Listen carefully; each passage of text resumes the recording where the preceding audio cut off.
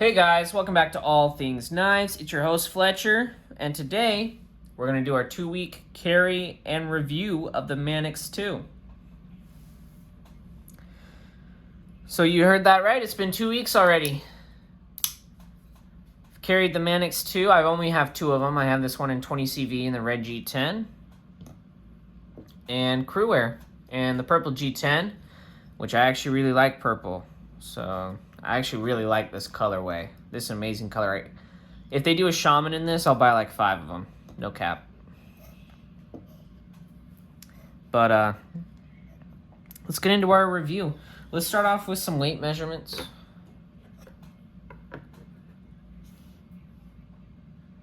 Saying hello to all you guys. Isn't that nice on my scale to say hi to you? Hi to all of you. Let's lower this down a little bit. All right, so we're at 4.21. Let's see if I put it on a side if it's a little different. Let's re-zero this. All right, we're gonna try that again. All right, so we're getting 4.21, 4.205. 4.190. I think what really makes them heavier than the other knives we looked at, they do have skeletonized liners, but you got this solid block of steel right here too, and that's pretty solid all the way down in there. So that'll add to the weight, and then the handles are taller this way than the PM2. They're wider. All right. So we got the weight. Let's see how that compares to some knives. We got the Elementum, 2.795. Man, that's a light knife. I didn't realize that was that light. Native 5 lightweight. Living up to its name. The Bug Out. Of course, the Bug Out's going to be lighter. I mean, the Bug Out's lighter than a lot of knives, even in G10. Osborne's going to be lighter. Let's see, I think even the full-size Griptilian might even be lighter. Yeah, full-size barely, like 0.4. I think it's going to be around the same weight as the Rat 2. Nope, Rat 2 is almost an ounce heavier. Or sorry, Rat 1, my bad. Let's see how the Rat 2 does. This is my custom one. 2.7, still a little lighter. Delica's going to be super lightweight. Yep, look at that. Even the Endura, it's going to be super lightweight too. Yeah. Let's see, Para 3. Yep, Para 3 is lighter, which that's expected. Para 3 should be lighter. Smaller knife. PM2 is going to be lighter as well. Let's go into size comparisons. So let's turn the scale off. Bye, everyone. Such a polite scale. I actually got that from one of my science classes I took. Real cute little scale, but man, does it work. Actually, let's put this to the side. We're going to do some length measurements, and this is after a sharpening, but a sharpening shouldn't really change a whole lot. All right, let's switch this around for you guys. Just got off of work. It's late at night here, so right at 8 inches, I'd say. Right at the 8-inch mark. Yeah. We're just going to say right at 8 inches, if not a little under. See what the blade is. The blade is going to be 3.4. 3.4. Cutting edge is going to be about 3, maybe a little under 3, maybe 2.8. Which, actually, let's see. We'll have to do a little curve. Yeah, I'd say about 3. If you see that. So you got about a 3-inch cutting edge on there. I mean, handles, let's get a measurement for the handles for you. About a little over 5.5, maybe 4 3/4 there on the handles. And if you include the choil, that puts you right at 5. Which I think choils should count more towards handle length than blade length. They're on the blade, but this isn't going to do any cutting, whereas this is. Let's see. Ergonomics on this is phenomenal. Really like this. Oh, sorry. Maybe if I hold it where you guys can see it, that'd be better. Look at that. And it's not bad. I tend to like the Native 5 and the Shaman more for when you're choked up. But this is still really good. You can get your thumb in there. It's really good for the pinch grip like this if you're just cutting through stuff. Pinch grip, cutting open boxes. I mean, very versatile blade shape. Let's see how it compares to others. I'm gonna swap in the Crewware one. Because why not? Both of them were only sharpened once. So let's see. Let's grab that pair 3. I wish you guys could see the sidelines here. There's a lot of knives laid out. All right, so I'd say it's pretty similar to size to the PM2. Maybe a little bit smaller, tad smaller. You know, cutting edge wise, if you compare it to the Para 3, yeah, it's gonna have a little more cutting edge than the Para 3, which I love the Para 3, so I'm just fine with the cutting edge on that. Handles are gonna be, if you guys can see that, just a tad smaller than the PM2, but the blade length is gonna be about the same. Cutting edge goes to the PM2 though. We'll say that. Cutting edge goes to the PM2. Man, I love both these knives. Spyderco did it with their paramilitary line. Kills it. Just like knocks it out of the park. I will say, but before this carry, the Manix, I just kind of had it for, you know, being a collector. I just had a couple.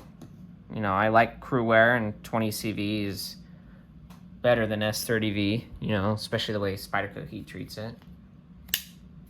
K390 Endura. Gotta love that knife. Yeah, so I mean, it's in between the Endura and the Delica, you know, both measurements, blade and handle. All right, so let's get these put away. Man, I love how light the Endura is. I'm gonna probably do a review on this soon. Let's see, let's do the rats. Man, that was really satisfying. Shout out to Way of Knife. They killed it on these custom reblades. On their Rat 2s. When they do one in a Rat 1, I'm going for it.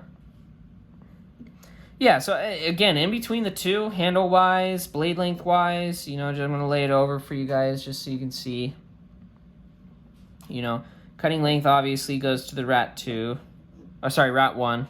Man, I keep mixing that up. You know, the Manix is in between them on all measurements. If you like the Rat 2 and you want a larger knife, try the Manix. Great knife. And the Manix is normally cheaper, too, than the other golden models. Got my Tonto Mini Griptilian. I was going to sharpen it, but it shot back really nice. The one thing I love about 154 cm is it holds an edge nice, but it sharpens on just about anything because there's no vanadium carbide in it.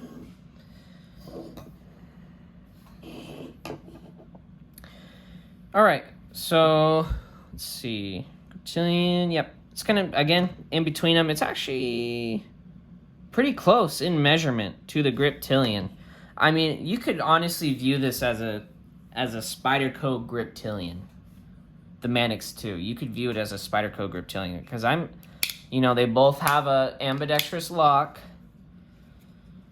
They both have a nice beefy handle. You know, the jimping's pretty similar. I mean, it's not too severe. It's not a thumb ramp like the PM2, you know. It's got, you know, a slight thumb ramp like on the Griptilian.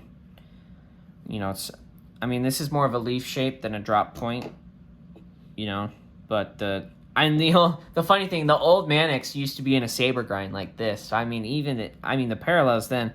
And you know what? If you got this in the sheep's foot, that would look pretty similar. But yeah, if you like the Griptilian, I bet you'd like the Manix.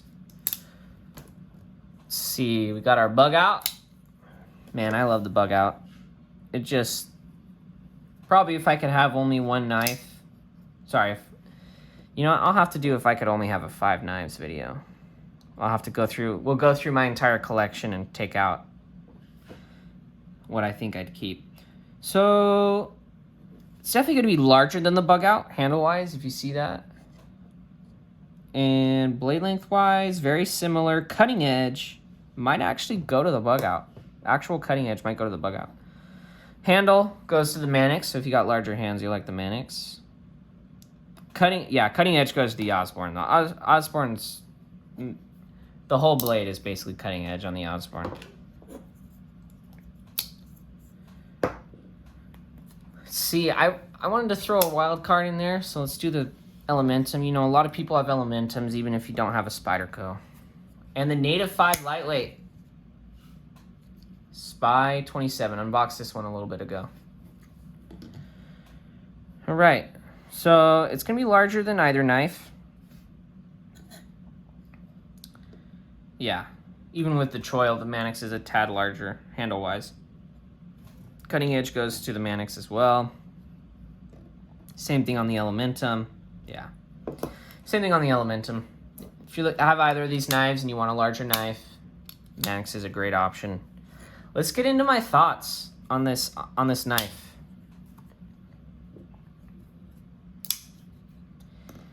Man, so going into this, I was kind of not excited to carry the Manix 2 for 2 weeks. You know, and sorry in advance to Gerald from Outpost 76. He loves the Manix. But I was not excited to carry this knife for 2 weeks, but I figured this was kind of, I did this to decide whether or not I would keep these two knives or sell them. Bad news for my bank account. Short story long. Just kidding. Long story short. I really liked the Manix. I gained a new respect for it carrying it for 2 weeks. I love the Shaman and I love the PM2. And this is like a meld of the two to me, honestly. And I love the ambidextrous lock. It's definitely more secure than Benchmade's Axis lock because of that. If you look in there. Actually, if you look right here, see if I can capture it for you guys. There's a, it's kind of hard to get on camera, but there's a ball bearing right in there. There's a ball bearing, and it uses a spring like that, no Omega spring, so it's less likely to fail. But it is an ambidextrous lock, and to prove it to you, here's my left hand. Here's my right hand. Oh. So you can do it with either or. And these did break in the course of me carrying them. They used to be stiffer, but now they just super smooth. Super smooth. So I always thought the Manix kind of had a rough action, but it turns out it just takes longer to break in than my other Spydercos. It does require a bit more strength to close because that spring is stronger. You know, it's not going to be as easy as something like a compression lock. You know, where you just push in. I will say, part of my newfound respect for the Manix is that it's relatively, the blade shape is enjoyable to sharpen. You know, you're not going to round off your tip or anything like that. As you can see, I got a semi-mirror polish on there. That's about a 1500 grit. It was sharpened to 15 degrees per side. If I couldn't do 17, there's just too much of a micro bevel. Not enough material was going to be removed. I probably wouldn't have even apexed here at the base if I did 17. Or, sorry, I would have apexed too soon, and it would have just horrible to sharpen. I will say the one thing I dislike about Spyderco knives is on my sharpener, that bit, let me get it closer for you guys, that unsharpened bit right there will grab bits of my sharpener on the plastic carriage and just basically cut them off. It just strips them off into strips. And that's on all my pair of 3s do the same thing. A little infuriating, but yeah, I mean, choils do get caught on stuff. I've seen them catch on stuff. And I like the finger choil rather than a sharpening choil, to be honest. So my thoughts on the knife. I really like the leaf blade shape. Again, the ergonomics for what I do, you can see there's tape. I'm opening boxes all day. I mean, not all day, but when we get freight where I work it. You know, I help customers, I work the freight, I get it done. Push it down, does a good job slicing. Oh, the tip on here is going to be more robust than your PM2 tip, which I liked because when I was cutting through all those tough plastic packaging that I cut through, I wasn't worried about this chipping. Even on a hard stainless like 20 CV, no problems. You know, no problems with chipping or anything like that. Very comfortable to use. Very comfortable to use. They should actually do a contoured scale version of this. Be phenomenal if they just slight contour on these scales, chamfer these edges just a little bit, knock that down. Perfect. Perfect. It's actually phenomenal the way it is. I mean, the way they have you laid out on this knife, very nice. And it's actually very comfortable when you go down here, too. More comfortable than any of my other Spyderco knives, I would say, besides maybe the Shaman. But even on because the Shaman is just like the Native 5. When you choke down here, look at all that dead space. On the Manix, it somehow feels different, though. You know, look at all that dead space. You got to use the choil on the Native 5. Same thing with the Shaman. You know, I mean, the Para 3, you know, kind of the same way. There's that awkward area there. On the Manix, for some reason, it just doesn't feel as awkward to just cut like that, you know. And it does choke up rather nicely. The jimping might be a hot spot if you're pushing repeatedly. The steels on these, I felt like they were heat treated fine. The crew wear and the 20CV were phenomenal steels for this carry. One thing I wish I had tried, though, was a lanyard. I should have tried a lanyard on one of these. And I am thinking about buying a standard one in S30V. I really am, just to throw in the collection and have one to use and around, you know, so that... But I like using these. These are great user knives. And like I said, I came into this not wanting to carry this knife. I thought the action wasn't that good, that they were just kind of awkward.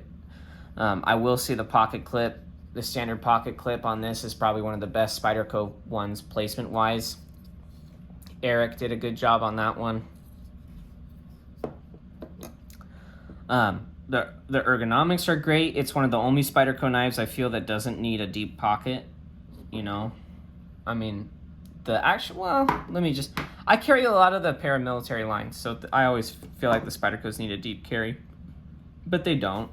It's really just the PM2 and the Para 3 that have an awkward clip. Carries well in the pocket, you know, and it folds up. It is kind of large in the pocket, but it's real, you know, it's not too thick. I think it might even be thinner. Oh, sorry guys. Yeah, I think it's even thinner than the PM2. Slightly thinner than the PM2. Like I said, I came into this with a not so positive attitude about this knife, and I came out of it with an even better one, and actually a good amount of respect for this knife as a work knife. It cuts well, and the way it sharpens, I like it more than the PM2 and the PM2. The Para 3 is fine, but when you start to sharpen it, they start to get this, you know, you get this real nice acute edge right here. But I feel like this starts to get, you know, as it recedes back here, this starts to get like fatter and oblong like that. And I don't like the way that looks. And one of the things I've been looking for, and I read, was find a knife that you like after it's had a couple sharpenings on it. And I think that's a good advice, because then you won't keep buying new knives. You'll just keep using the one knife that you like the way it looks after it's been sharpened umpteenth times, you know? And that's one thing people don't think about when they buy a knife is, you know, yeah, it looks really good new, but what is it going to look like after it gets some wear on it? And can I just say I'm a fan of the way the Manix looks after it gets some wear on it. You know, you can actually see on my blade that I've been using it. The DLC's got some scuffs on it. You know, you can tell on my 20CV blade. I was using, we got freight when I was carrying these, so I was glad to get to use them. And it was before inventory too, so I was just getting stuff out, tearing a bunch of stuff. These things went to work. I enjoyed carrying them. I didn't carry them on my school days, just because when I'm at school, I have to have a knife under 3 inches, so I just carried the Native 5. But like I said, they're phenomenal knives. They sharpen great. They have decent, I mean, behind the edge isn't bad. It's pretty standard Spyderco fare, I think. I will say I don't like the lightweight of the Manix. It's got to be the G10. It's one of their only lightweight models I don't like, and it's just because this area here feels so weak. Even weaker than the bug out, I feel like, because it's so far before you even get liners back here. Question. would I recommend this to someone? 100%. It's a USA made knife by Spyderco. It's cheaper than the PM2 and the Para 3. It's cheaper than the PM2 and the Para 3, if not around the same price as the Para 3. Last time I checked, these are, I've seen them for, S110V I've seen for 140 bucks on the Manix. G10. That's amazing. The standard S30V version when I went to Sportsman's was like 126 bucks. That is a screaming deal if I've ever seen one, especially for a USA made knife, S30V, ball bearing lock, and that's the name of the lock, by the way. Ball bearing lock, G10, full steel liners, full flat grind. It's a good work knife. I would 100% recommend this to someone. You get your money's worth. I got 20CV red G10 from DLT Trading, 140 bucks. This one was 156. DLC coated crew wear. Purple G10. They're phenomenal knives. They cut well. Yes, this is getting recommended to someone. Channel update. I probably won't be doing another 2-week carry for a while. I'm going to focus on steel carry and review.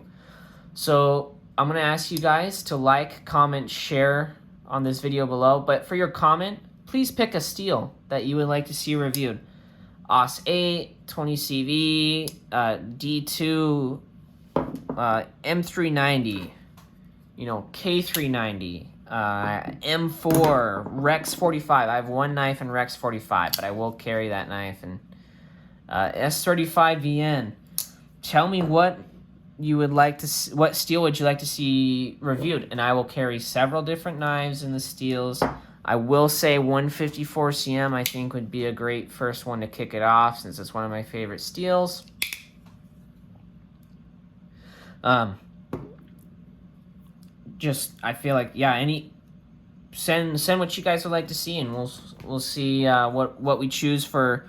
And that'll be part of our in-depth series. I'll carry the steels, review them, give you guys how I feel using them. I get to use my knives a lot. I'm lucky enough that I got into a hobby where I like knives, and then I eventually got to a job where I get to use my knife all the time. So I was lucky. But please leave that comment down below. I will be posting the redraw for the 100 subscribers giveaway probably after this video. Thanks for watching, guys. Stay sharp.